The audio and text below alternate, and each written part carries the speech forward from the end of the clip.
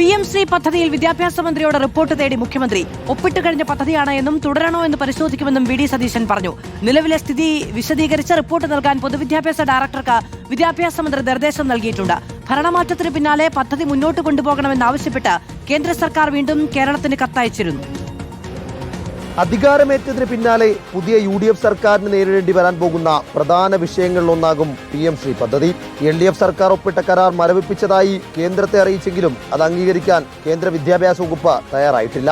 കരാർ നിലവിലുണ്ടെന്നും പദ്ധതിയുമായി മുന്നോട്ട് പോകണമെന്നും ആവശ്യപ്പെട്ട വീണ്ടും കേന്ദ്ര വിദ്യാഭ്യാസ സെക്രട്ടറി കത്തയച്ച പശ്ചാത്തലത്തിലാണ് PM-ശ്രീ ഒരിക്കൽ കൂടി ചർച്ചയാകുന്നത്.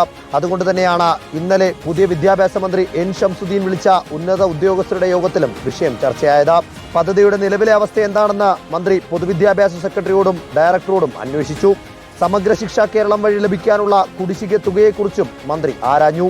പണം കിട്ടാത്തത് മൂലമുള്ള ബുദ്ധിമുട്ടുകൾ അടക്കം ഉൾപ്പെടുത്തി വിശദമായ റിപ്പോർട്ട് നൽകാനാണ് മന്ത്രി ആവശ്യപ്പെട്ടിരിക്കുന്നത്. പൊതുവിദ്യാഭ്യാസ ഡയറക്ടറെ ഇതിനായി ചുമതലപ്പെടുത്തുകയും ചെയ്തു. നിലവിൽ പദ്ധതി മുന്നോട്ട് കൊണ്ടുപോകാത്തതിനാൽ SSK ഫണ്ടിനത്തിൽ 1500 കോടി രൂപയാണ് കേന്ദ്രം തടഞ്ഞുവെച്ചിരിക്കുന്നത്. രാഷ്ട്രീയപരമായ തീരുമാനമായതിനാൽ തന്നെ PM-ശ്രീയിലെ തുടർ നടപടികൾ UDF-ൽ ചർച്ച ചെയ്ത് മുന്നോട്ട് കൊണ്ടുപോകാം എന്നാണ് വിദ്യാഭ്യാസ മന്ത്രിയുടെ നിലപാട്. റിപ്പോർട്ടർ ഗോപാൽ ശീലാസനൽ, ഇൻ റിപ്പോർട്ടർ, തിരുവനന്തപുരം.